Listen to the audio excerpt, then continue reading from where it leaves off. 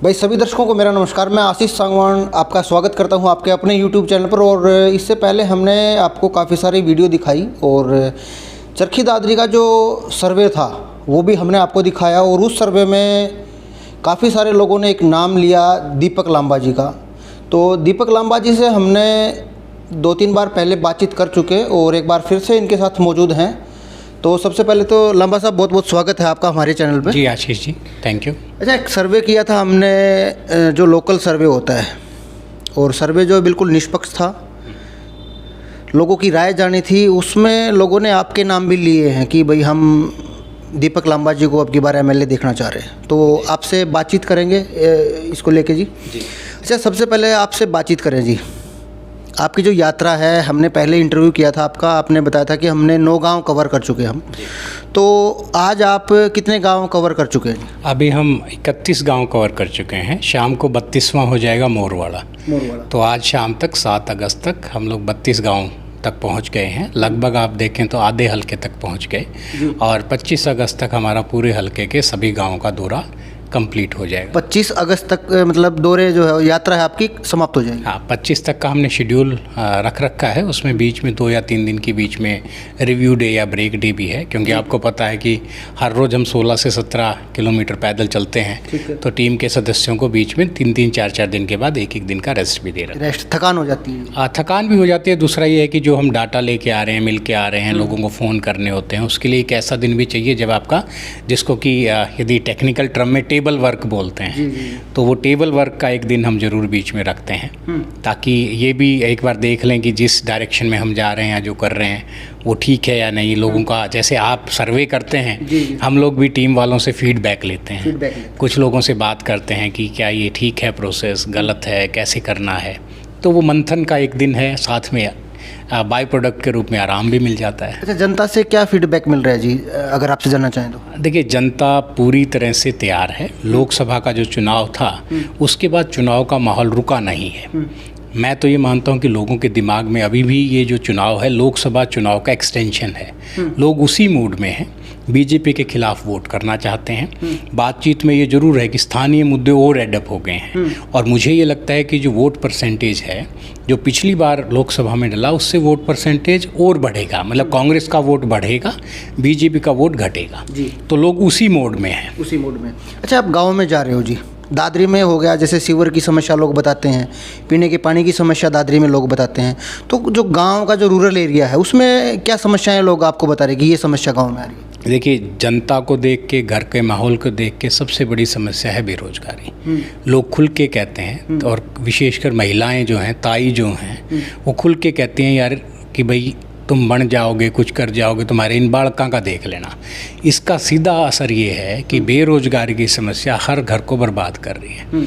दूसरा, व्यवस्था की यदि मैं प्रॉब्लम की बात करूं, तो पानी की जो प्रॉब्लम है ना, वो बहुत गांव में, अभी तक हम 32 गांव में गए हैं, लेकिन पीने का पानी की जो व्यवस्था है उसमें कहीं ना कहीं बहुत बड़ी कमी है। और बारिश में पानी खड़ा होता है, तो पानी दोनों तरफ से मार कर रहा है। पीने का पानी है नहीं और गली में पानी खड़ा हो जाता है। निकासी का कहीं से कोई है नहीं, नालियाँ रुकी हैं, तो वो प्रॉब्लम भी है। 2 गांव का तो मैं आपको अभी 2-3 दिन पहले हम गए हैं, सांवड़ गांव और झिंझर गांव। दोनों ही गांव में बहुत दिन से पानी की सप्लाई नहीं आई थी। झिंझर में 45 दिन और सांवड़ में 25 दिन, ऐसा लोगों ने बताया। तो पीने का पानी भी हमारी जो बेसिक ज़रूरत है, उसके लिए भी क्या होता है कि सुबह सुबह हर आदमी के दिमाग में ये टेंशन हो जाती है कि आज मैं पीने का पानी लाऊंगा कैसे।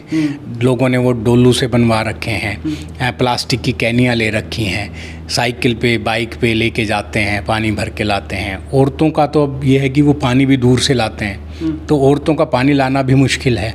तो अक्सर जो मैं देखता हूँ, गाँव में घूमता हूँ गलियों में, तो मुझे हमेशा लगता है कि बाइक पे, स्कूटी पे, साइकिल पे पुरुष, बच्चे, लड़के वही पानी लाते हुए भी दिखाई देते हैं। तो पीने का पानी एक बहुत बड़ी समस्या है अपने इस एरिया में। अच्छा लांबा साहब, कभी ऐसा हुआ है, जैसे आप 32 गांव में दौरा किया आपने, कोई ऐसी समस्या लोगों ने बताई हो जो हमारे दिल को टच कर गई हो, आपके जनता से आप बातचीत की हो? देखिए, एक जगह मुझे जो समस्या मेरी दिमाग में मेरे यदि आप मेरे से बैठ के देखिए, समस्याएं अक्सर वही आएंगी जो हमारे दिमाग ध्यान में रहती हैं। हम बहुत गांव में घूमते हैं। यदि आप मेरे को कहोगे लिस्टिंग ऑफ प्रॉब्लम्स आप लिख दें, तो मुझे नहीं लगता कि यदि मैं 20-25 प्रॉब्लम लिखूंगा गांव के लोग उससे बाहर की कोई प्रॉब्लम बताएंगे।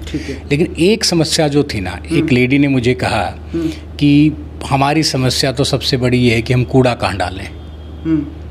कूड़ी का जो जगह है या स्थान है वो भी एक समस्या है। ये मैंने आज तक नहीं सोचा था, लेकिन एक जगह मुझे ये समस्या लोगों ने बताई। सबसे यूनिक थी। यूनिक तो नहीं कह सकते, हो सकता है गांव में ये समस्या लोगों को पता हो, लेकिन मेरे जहन में नहीं थी कि घर का कूड़ा हम कहाँ डालें। ये एक समस्या ऐसी थी जो मैंने कभी पहले नहीं सोची थी। जी। अच्छा लांबा साहब, आपसे और भी गहराई से बातचीत करेंगे। हमने काफ़ी सारे लोगों से मिले हैं, हमने भी राजनीति में देखा है। जैसे यहाँ भिवानी महेंद्रगढ़ से अभी जो एमपी हैं जी, धर्मवीर जी, तो एक अलग से ड्रेस कोड होता है उनका, भगवा कुर्ता वो पहनते हैं। तो हमने 3-4 इंटरव्यू आपके साथ भी किए हैं। मैं दूसरे इंटरव्यू में ये सवाल करने वाला था, लेकिन सोचा कि नेक्स्ट टाइम ये पूछते, अगर आप ग्रीन कुर्ता ही पहने मिलते हो तो नेक्स्ट इंटरव्यू में आपसे बातचीत करेंगे। ये जो कोड है आपका, जो ग्रीन कुर्ते वाला है, इसका क्या कुछ राज है, ये ज़रूर क्लियर करें प्लीज़। देखिए, इसका कोई बड़ा कुछ ऐसा राज तो नहीं है।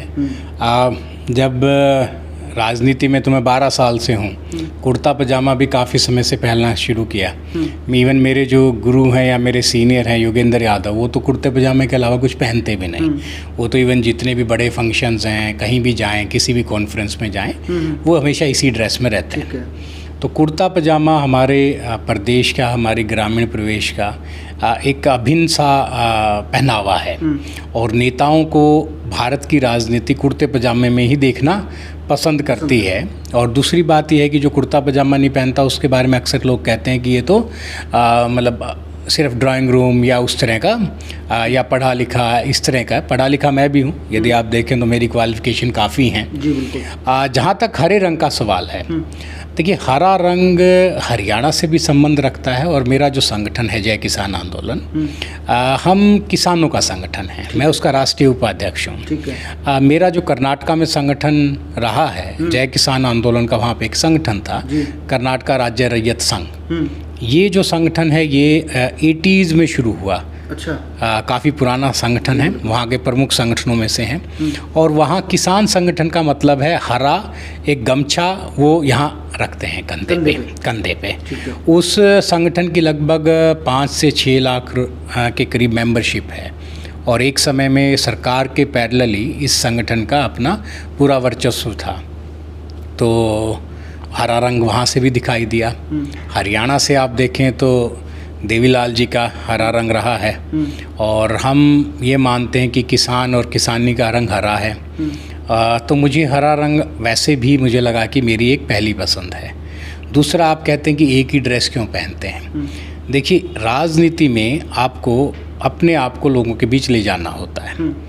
मेरे जैसा व्यक्ति जो दिखने में भी कोई ठीक ठाक नहीं है, स्मार्ट भी नहीं है, फिल्म एक्टर भी नहीं है, या किसी बड़े परिवार का बेटा भी नहीं है।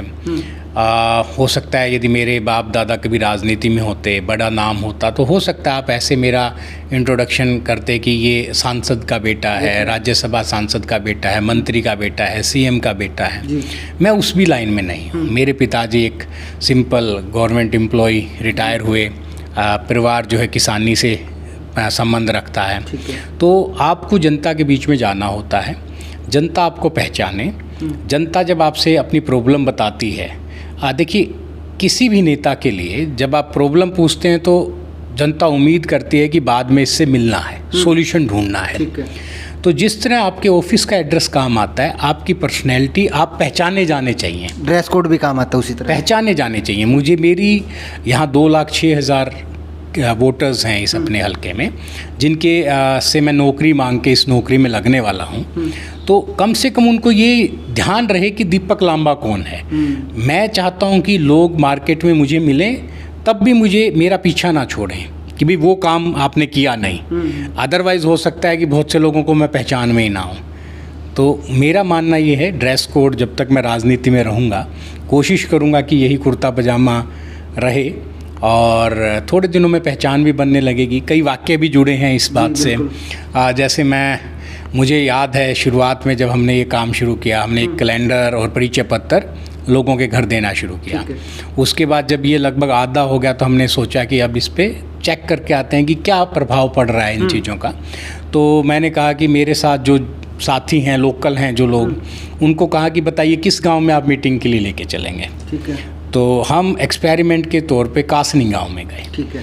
कासनी गांव में हम कुछ बुज़ुर्गों से मिले, बैठे, कुछ लोगों ने मुझे पहचान लिया। सबसे अच्छा इस ड्रेस का जो फीडबैक था वो ये था कि गली में हम पैदल जा रहे थे, पीछे 3-4 मिडल एज की औरतें और कुछ ताई बैठी थी ऐसे ही कहीं, और उनमें से एक ने कहा है यो वो है ना कैलेंडर वाला। द थिंग इज़ ये कुर्ता पजामा, मेरा चेहरा याद किसी को नहीं होगा, कुर्ता याद था, कुर्ता पजामा याद था। तो मुझे ये लगता है कि आपको जनता के बीच में रहना है, अपनी एक इमेज बनानी है और जनता आपको पहचाने, हर जगह आपसे सवाल करे। मैं कहीं दफ्तर में जा रहा हूँ, गाड़ी में जा रहा हूँ तो लोग रुकवाएं कि भाई तूने ये वादा किया था पूरा नहीं किया। तो मैं ये चाहता हूँ कि मैं जनता के बीच में दिखाई दूँ और उनसे छुप ना सकूँ। मैं अपने लिए भी मुझे लगता है कि वो बैरिगेटिंग कर रहा हूँ। यदि मैं छुपना भी चाहूँगा तो मैं छुप नहीं सकता। जी। तो मैं चाहता हूँ कि लोग मुझे समय आने पर मतलब मेरा रास्ता रोक के और मेरे से काम के बारे में सवाल जवाब पूछ सकें।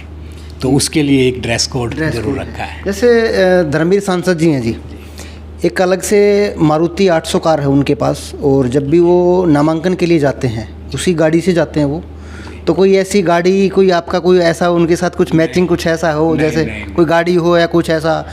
नहीं, इतना तो नहीं। वो बेबी उनका अपना कुछ रिचुअल होगा, उनको लगता होगा इससे उनके लिए शुभ है। हाँ, सुबह शुभ वाली जो बात, कुछ ऐसा होगा। मुझे उसकी जानकारी भी नहीं थी, अभी आपने ही बताया। लेकिन मेरे दिमाग में ऐसा तो कुछ ऐसा है नहीं। मेरे पास जो गाड़ी है, यदि आप मेरे से पूछें तो मेरे को सबसे ज़्यादा गाड़ी चलाना में आज के दिन पसंद आता है कि मैं ईवी चलाता हूँ। मेरे पास एक नेक्सॉन ईवी है, मुझे पसंद है। लेकिन जब उसका चार्जिंग का एक रहता है कि रेंज के बाद चलती नहीं, पॉलिटिक्स में काफ़ी घूमना पड़ता है, इसलिए आजकल वो मैं नहीं यूज़ कर रहा। दूसरा, पता नहीं क्यों लोगों की इमेज है, मेरी टीम के साथियों को भी ये लगता है कि छोटी कार में नहीं जाएंगे। अच्छा है ना, वो कहते हैं बड़ी वाली लेके चलो। तो मैं कोशिश करूँगा कि अभी टीम को और लोगों की भावनाओं के मद्देनज़र, नो डाउट अभी मैं बड़ी गाड़ी में जाता हूँ, लेकिन मैं अपनी टीम को मजाक में करता हूँ कई बार। मैं कहा मुझे एक बार बनने दो, मैं तो मोपेड से जाया करूँगा लूना से, और तुम्हें भी पता लग जाएगा, है ना। और अभी भी जो है मैं 16-17 किलोमीटर हर रोज़ पैदल चलने की कोशिश है हमारी, चलते हैं। और यदि सब कुछ ठीक रहा, अक्टूबर में जब भी चुनाव का समय आएगा, आचार संहिता लग जाएगी, और यदि सब बाय गॉड ग्रेस आप लोगों का समर्थन, जनता का प्यार, मान लो टिकट मुझे मिलता है यहाँ से और मैं चुनाव में पार्ट लेता हूँ, तो ये जो हमने यात्रा है इसमें भी आपने देखा होगा हमने प्रथम चरण लिखा है। प्रथम चरण मैंने ऐसे ही नहीं लिखवाया। मेरे को लगता है कि जैसे ही ये दूसरी स्टेज आएगी मैं इससे ज़्यादा पैदल चलूँगा। अच्छा, गाड़ी छोड़ दूँगा, गाँव जाऊँगा, लोगों के बीच जाऊँगा, पैदल चल के वोट मांगेंगे और हर गली में हर घर तक पहुँचूँगा। देखिए, समर्थन बहुत से लोग कहते हैं कि कांग्रेस की हवा है, सब है, लेकिन किसी भी नेता को इतना समझ लेना चाहिए कि उसे अपना कर्तव्य नहीं भूलना चाहिए। कर्तव्य मेरा ये कहता है, यदि कोई मेरे को लिख के भी दे दे कि तेरी जीत पक्की है तो भी मैं घर नहीं बैठूंगा, मैंने ऐसे ही सड़कों पे गलियों में घूमना है।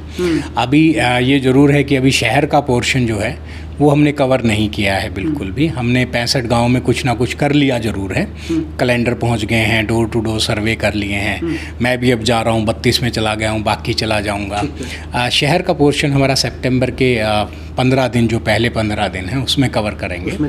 तो शहर में अभी हम थोड़ा सा पीछे हैं, लैकिंग बिहाइंड है। लेकिन मुझे लगता है कि जो डोर टू डोर वाला हमारी टीम को भी एक्सपीरियंस हो रहा है, तो शहर में भी हमें लगता है कि 10 दिन में हम पूरे शहर को चल के पैदल कवर कर देंगे। तो आप देखिएगा, यदि चुनाव के समय सब ठीक रहा तो किसी मोड़ पे फिर मिलेंगे, तो आपको पैदल चलते मिलेंगे। जी। चलिए, बहुत बहुत धन्यवाद लांबा साहब जी।